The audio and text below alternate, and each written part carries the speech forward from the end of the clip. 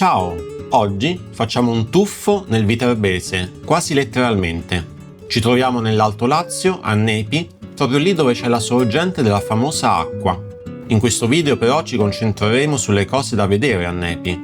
Dopotutto l'acqua la troviamo spesso sulle tavole di questa regione italiana e potremo parlarvi delle sue ottime proprietà benefiche, ma siamo in un canale di viaggi. Quindi passiamo alla prima tappa della nostra meta di oggi.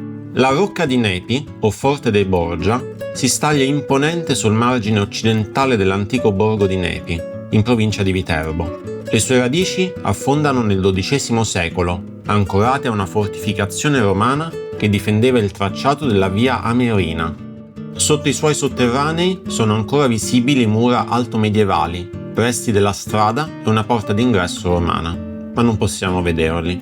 Durante il Medioevo, la rocca rappresentò potere e difesa, contesa da famiglie influenti come i prefetti di Vico, i Colonna, gli Orsini e perfino Matilde di Canossa. Vi ricordate di lei, vero?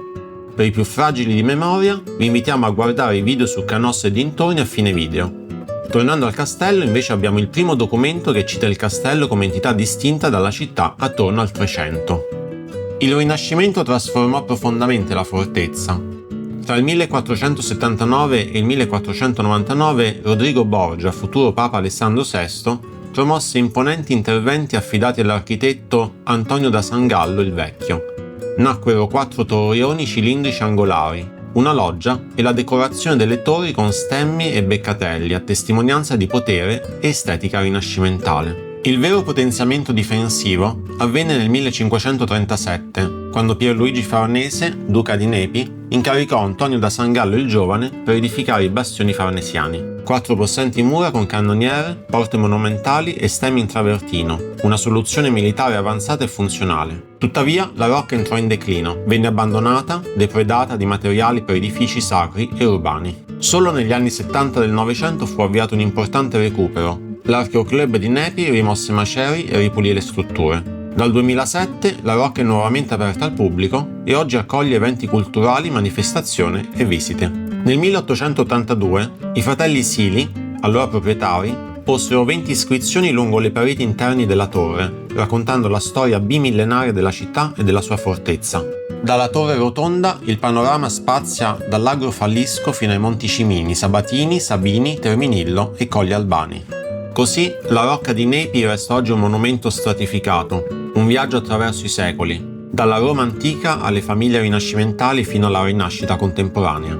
Un'altra attrazione di Nepi che consigliamo se siete lì è il Museo Civico Archeologico, che racconta la storia di Nepi dalla preistoria fino al Rinascimento, seguendo un itinerario cronologico chiaro e coinvolgente. Il nucleo principale della collezione è rappresentato dai corredi funerari delle necropoli falische, risalenti al VII-VI secolo a.C., composti da ceramiche finemente decorate, bronzi, monili e oggetti di uso quotidiano. Eccoci ora nella piazza del municipio. Ecco il cuore pulsante del centro storico, punto d'incontro tra storia, architettura e vita quotidiana.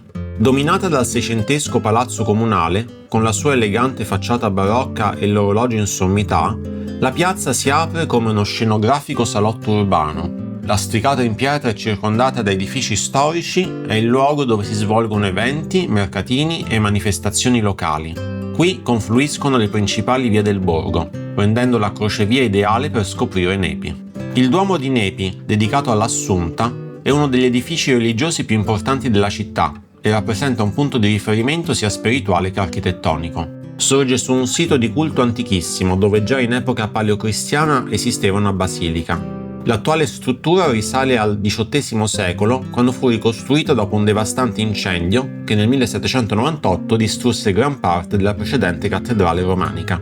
Quello che vediamo oggi fu riedificato tra il 1818 e il 1840 in stile neoclassico, con una facciata semplice ma solenne, scandita da colonne e da un timpano centrale. L'interno ha 3 navate ampio e luminoso con decorazioni sobrie ma eleganti. Di particolare rilievo è la cripta medievale, uno degli elementi superstiti della chiesa originaria, con volte a crociere e colonne antiche, che custodisce le reliquie di San Tolomeo, patrono della città.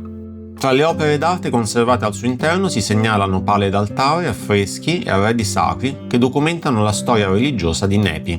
Speriamo così che la prossima volta che berrete l'acqua di Nepi vi ricordiate anche del posto e vi venga voglia anche di farci una visita alla ricerca dei segreti nascosti che vi abbiamo fatto assaggiare.